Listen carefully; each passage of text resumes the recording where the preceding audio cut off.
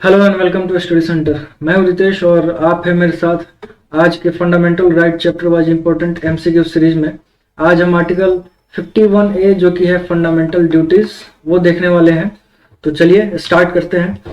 दोस्तों, series start करने से पहले कुछ मेन पॉइंट्स देख लेते हैं जो कि फंडामेंटल ड्यूटीज से रिलेटेड है।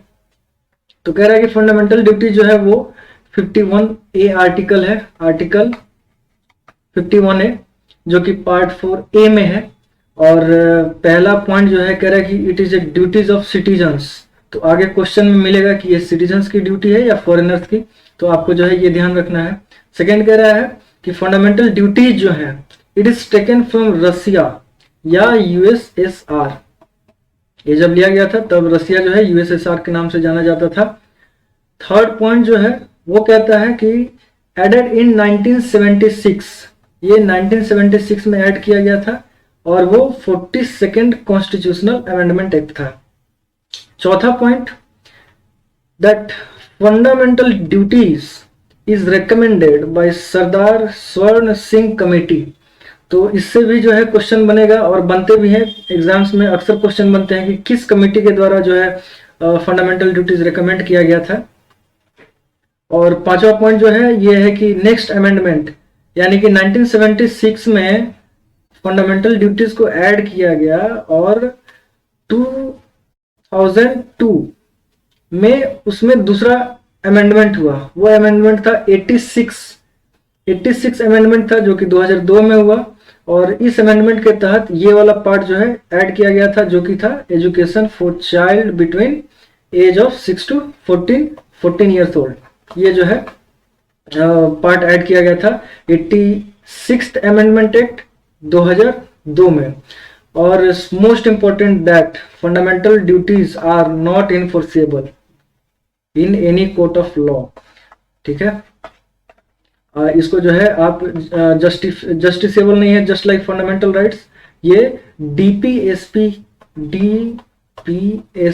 की तरह इसको भी आप जस्टिसेबल या enforceable, it is not enforceable by any court of law. तो चलिए स्टार्ट करते हैं। पहला क्वेश्चन जो है फंडामेंटल ड्यूटीज आर, आपके सामने चार ऑप्शंस हैं, पढ़िए और सोचिए।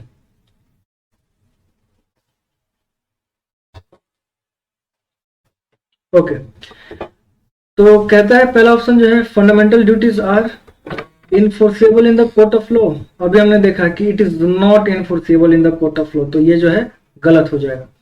सेकेंड जो है enshrined in the constitution 42nd amendment 1976, तो ये जो है बिल्कुल सही है। थर्ड जो है कह रहा है not provided for in the Indian constitution, ये इंडियन कॉन्स्टिट्यूशन में ही तो है। And duties for state, state की ड्यूटी जो है वो डीपीएसपी में है। डीपीएसपी जो है वो स्टेट की ड्यूटी है और फंडामेंटल ड्यूटी जो है ये सिटीजन्स की ड्यूटी है, Indian citizens, not foreigners. Okay, तो अगर आपने दो ऑप्शन 2 सिलेक्ट किया था तो आप सही थे। Next question, which of the following statements regarding the fundamental duties contained in the constitution of India are correct. तो चार ऑप्शन है और ए बी सी में आपको सिलेक्ट करना है, पढ़िए और सोचिए।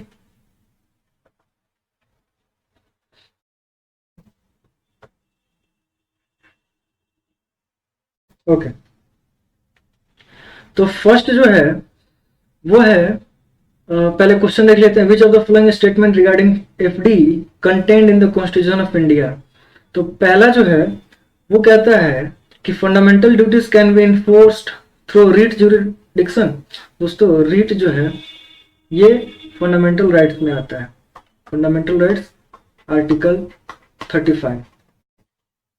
और रीट जो है वो इनफोर्सेबल है और फंडामेंटल राइट जब वायलेट होते हैं तो फंडामेंटल राइट के रिस्टोरेशन के लिए रीट पिटीशन जो है आप अपील कर सकते हैं कोर्ट में। But fundamental duties are not enforceable और रीट जो है वो इनफोर्सेबल है। ठीक है, तो फंडामेंटल ड्यूटीज कैन नॉट, ये तो यही गलत हो गया ना, फंडामेंटल ड्यूटीज तो इन्फोर्स ही नहीं किया जा सकता, तो ये statement error.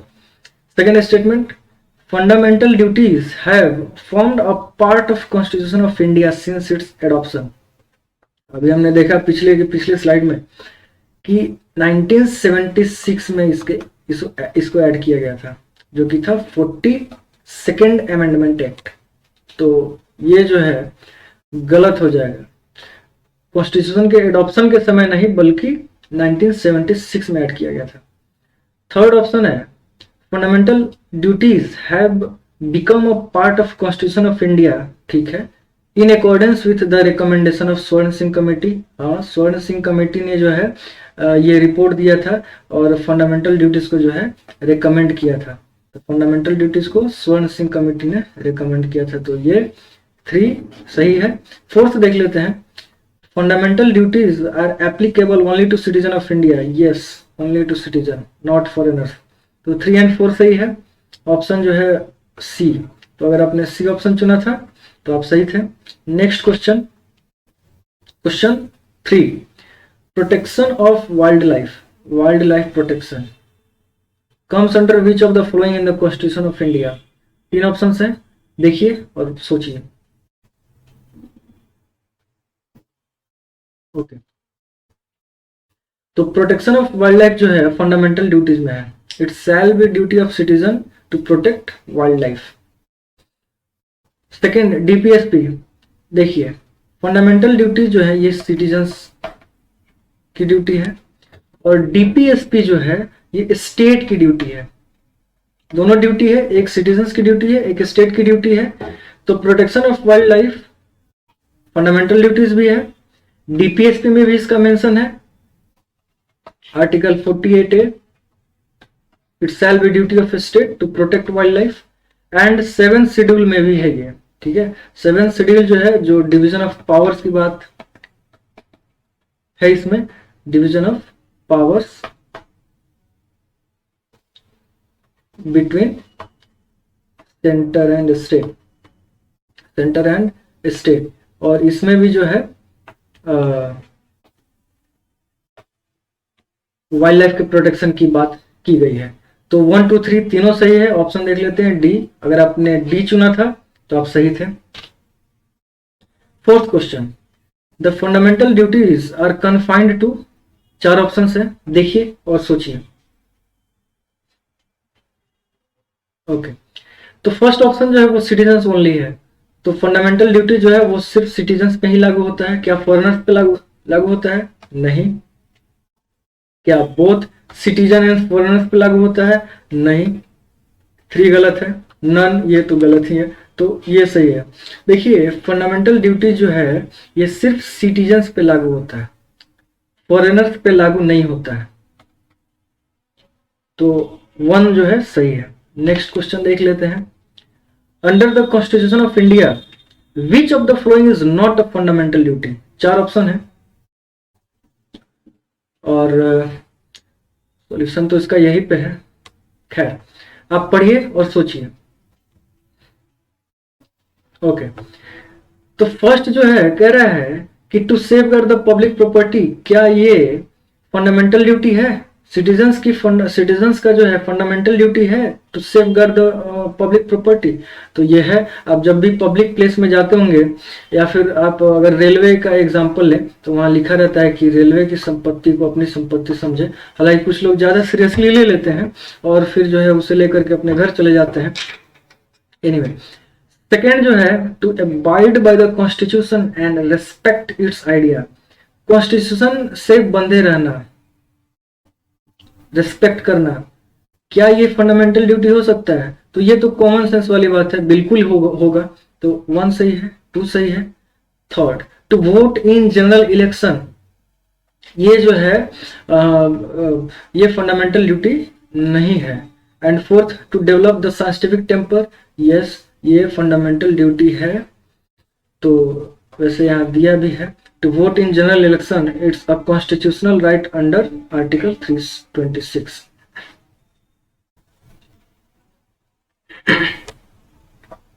Next, question 6. The Constitution of India adopted fundamental duties from the Constitution of Russia. First slide में ही हमने देखा था कि रसिया जो यूएसएसआर था, आज के डेट में रसिया है, तो इसका ऑप्शन 2 सही है। Next question, when fundamental duties were added in constitution of India, तो 1976 में जो है फंडामेंटल ड्यूटीज को ऐड किया गया था, जो कि 42nd कॉन्स्टिट्यूशनल अमेंडमेंट एक्ट था, और उस समय इंदिरा गांधी जी की सरकार थी।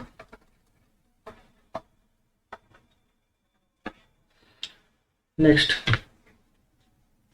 इन the Indian constitution fundamental duties are given in which article?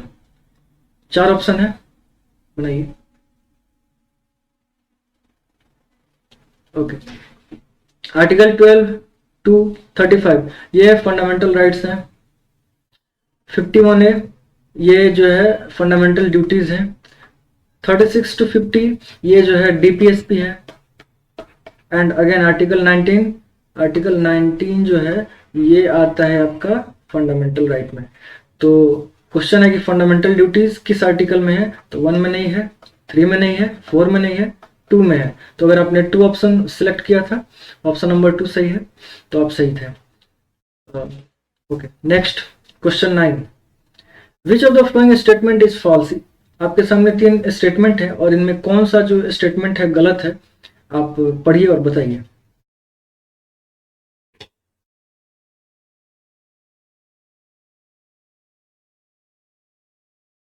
Okay, तो फर्स्ट स्टेटमेंट जो है वो है fundamental duties are given in part 4A of the constitution.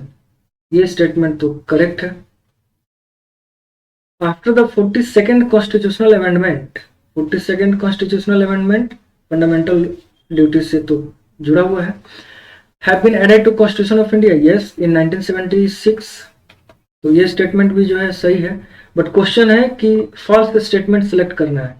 दोस्तों कई स्टूडेंट्स जो हैं टेस्ट बनाते समय यहाँ गलत हो जाते हैं कि क्वेश्चन जो है वो सही से नहीं पढ़ पाते हैं और फिर जो है सब कुछ जानते हुए भी गलत ऑप्शन सिलेक्ट कर लेते हैं। तो क्वेश्चन जो है वो फॉल्स स्टेटमेंट को फाइंड आउट करना है और 2 स्टेटमेंट जो है वो करेक्ट है। तो क्वेश्चन के अकॉर्डिंग इन 2002 में 82nd, ये देखिए ये गलत है, 82nd नहीं, ये 86 था। एग्जामिनेशन जो है आपका, एग्जाम जो है ऐसे ही घुमाता है, आपको लगेगा कि सब सही है, आपने 2002 देखा और फिर ये आप यहाँ पे जो है इग्नोर कर देते हैं और ये जो है 82 की जगह पे 86 होगा। तो 86th कॉन्स्टिट्यूशन अमेंडमेंट एक्ट जो था, इसमें another fundamental duty was added and that was right to, not right, education for child, जिसका उम्र जो है एज 6 to 14 जो है एलिमेंट्री एजुकेशन देना है। And it shall be duty of the parent to provide elementary education to the child जिनकी age जो है वो 6 to 14 है। तो ये स्टेटमेंट जो है फॉल्स है क्योंकि 86 था, ये 82nd नहीं 86।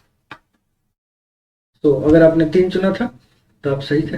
नेक्स्ट क्वेश्चन है, विच of the following committee advocated the fundamental duties in the Indian constitution? First Verma committee, नहीं। सेकेंड सरकारिया कमेटी, नहीं। थर्ड बलवंत राय मेहता कमेटी, नहीं। फोर्थ स्वर्ण सिंह कमेटी, ये सही है।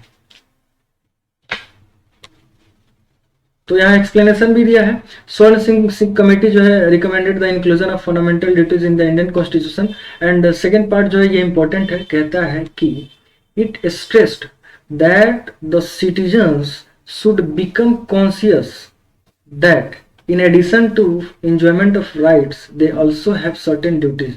दोस्तों आपको फंडामेंटल राइट्स तो मिले हैं, तो फंडामेंटल राइट्स जो आप इंजॉय कर रहे हैं उसके एवज में कुछ फंडामेंटल ड्यूटीज भी आपको करने हैं।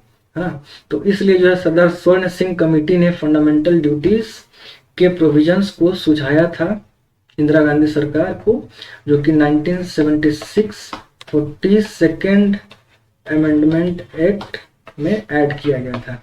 और सेकेंड अमेंडमेंट जो है वो 2002 में 86th अमेंडमेंट एक्ट, जिसमें राइट टू एजुकेशन जो है वो बच्चों के लिए 6 से 14 साल के बच्चों के लिए एलिमेंट्री एजुकेशन देना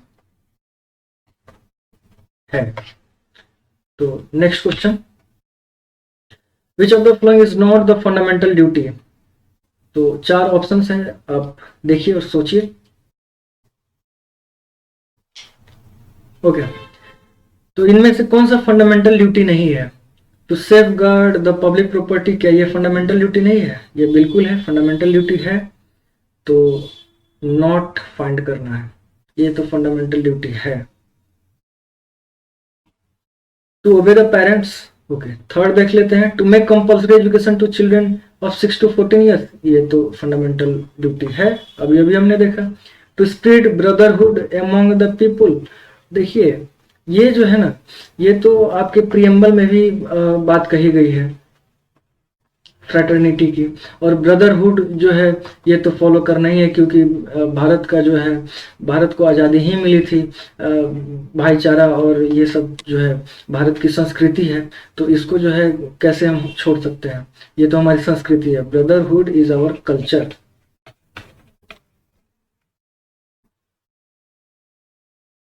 और इसी ब्रदरहुड के चलते जो हिंदी चीनी भाई भाई का नारा हम देते थे 1962 में, इंडो चाइना वॉर हुआ था।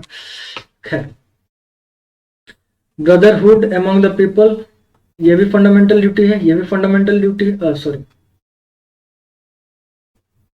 Brotherhood fundamental duty, children compulsory education to children fundamental duty, safeguard public property fundamental duty, to obey the parents it's not a fundamental duty। तो 2 ऑप्शन जो है सही है, अगर आपने ऑप्शन 2 चुना था आप सही थे। Question 12, which constitutional amendment act was passed to provide compulsory education to children between 6 to 14 years, कौन से अमेंडमेंट एक्ट के तहत इसको ऐड किया गया था? तो 82nd नहीं होगा, 83rd नहीं होगा, 84th नहीं होगा, 86 तो अगर आपने 3 चुना था, 2002 में 86th अमेंडमेंट एक्ट हुआ था, जिसमें compulsory education to children between 6 to 14 years इसको कंपल्सरी किया गया था। Next question, okay, question 13, fundamental duties were added in the Constitution of India under the leadership of which Prime Minister of India? तो इसका answer Indira Gandhi की सरकार में हुआ था 1976, 42nd अमेंडमेंट। 3 ऑप्शन जो है वो सही है। नेक्स्ट क्वेश्चन, इसको जरा ध्यान से पढ़िए। To uphold and protect the sovereignty, unity and integrity of India, this provision is made in, whether it is in preamble or DPSP, fundamental right or fundamental duties। पढ़िए।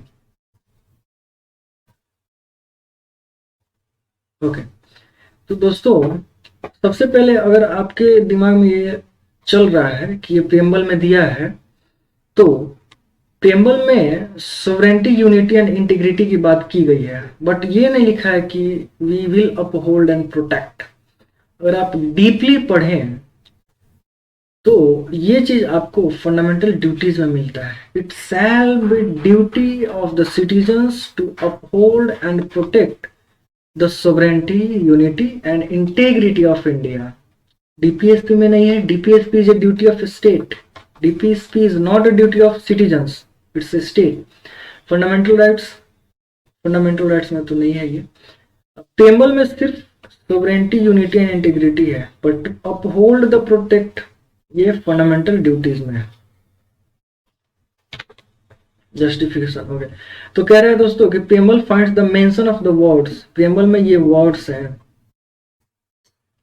However, if you try to focus on the complete sentence, that is to uphold and protect the sovereignty, unity and integrity of India, is a provision mentioned in article 51A to uphold and protect. ये sentence जो है ये article 51A में दिया है, जो कि fundamental duties. तो दोस्तों उम्मीद करते हैं आपको ये सेशन जो है अच्छा लगा होगा। अगर आपको अच्छा लगा तो कमेंट करके बताएं और हमारे साथ जुड़े रहें। हमारा जो है नेक्स्ट सीरीज बहुत जल्द आने वाला है। आप अपना फीडबैक हमारे साथ जरूर शेयर करें। We really appreciate your time. जय हिंद दोस्तों।